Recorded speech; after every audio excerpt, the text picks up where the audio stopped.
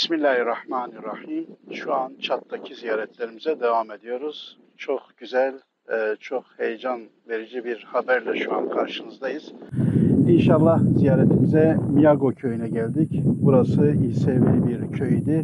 Buradaki kardeşlerimizin birçoğu inşallah son din, kamil din, İslam'da müşerref olmak istediler, İslam'a girmek istediler.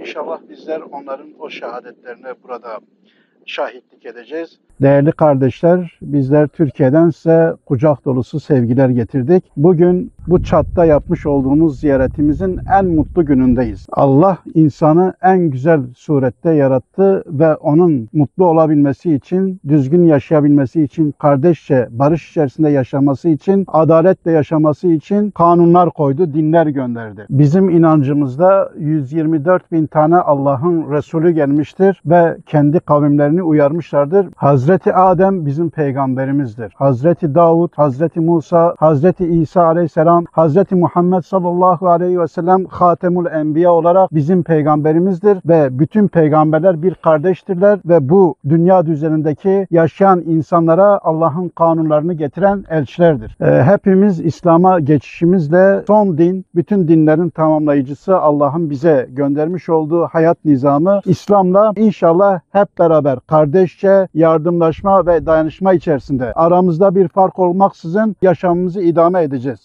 Hep beraber şehadet ediyoruz ki Allah'tan başka ilah yoktur. Hz. Muhammed sallallahu aleyhi ve sellem onun kulu ve Resulüdür. Bunu diyerek inşallah burada Müslüman olan kardeşlerimizin birazdan şehadetlerini tebrik edeceğiz. Ama hala İslam'a gelmemiş olan kardeşlerimizi de bu güzel barış dinine davet ediyoruz. İnşallah hep beraber kardeşler olarak bu dini en güzel bir şekilde yaşayacağız. Bismillah. Şu an en güzel ana şahitlik edeceğiz.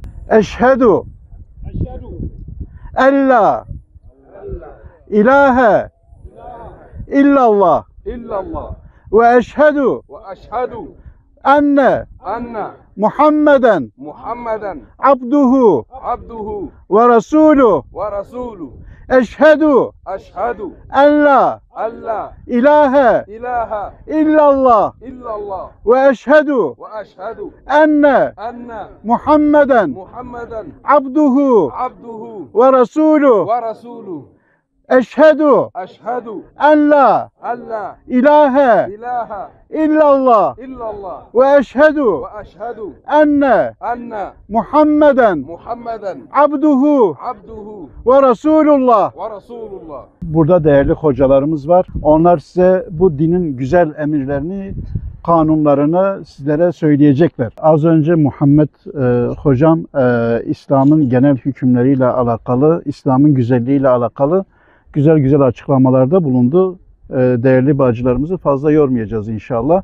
Az önce erkek kardeşlerimiz şehadetlerine şahit olduk. İnşallah burada da değerli ablalarımız var, bacılarımız var. Onların birazdan bu şehadetlerini inşallah tebrik edeceğiz. Bugün burada İslam dinine girmekle selamet, barış, adalet dinine girdiniz. İnşallah bu güzel şehadetiniz sizin için mübarek olsun. Biz Türkiye'den gelerek buradaki bu güzelliğe şahit olduk. Rabbim gerçekten de bizleri sevindirdi.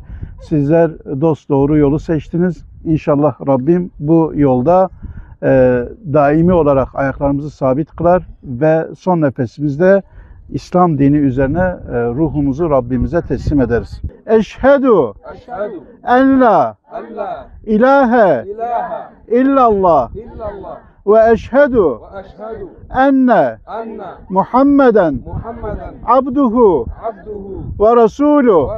Bismillahirrahmanirrahim. Miyago köyündeyiz. Az önce 100 bireyimizin İslam'la şereflenmesine şahit olduk. Buradaki köylü kardeşlerimiz şimdi burada göstereceğiz. Böylesine taşlarla etrafını kapattıkları yaklaşık belki 10 metrekarelik bir yer ya var ya yok. Burada ibadetlerini icra ediyorlar. İnşallah bu civar köylerdeki özellikle Hristiyan kardeşlerimiz İslam'a girmekle acele ediyorlar. İslam'a giriyorlar. İslam'ın güzelliğiyle tanışıyorlar. İnşallah bizden de istekleri var. Biz onlara bu köyde hem su kuyuları hem de inşallah ibadetlerini rahat bir şekilde yapmaları için bir mescit yapma girişiminde bulunacağız. Çağrı yapacağız hayırseverlerimize. İnşallah hayırseverlerimizin destekleriyle biz bu güzel köyde, İslam'la şereflenen bu köyde böylesine güzel bir kalıcı eser bırakmak istiyoruz. Sadaka-i cariye olacak bir eser bırakmak istiyoruz. Hayırseverlerimize biz sesleniyoruz. Burada güzel bir mescit yapalım. Buradaki insanlar ibadetlerini yapsınlar, onlara dua etsinler.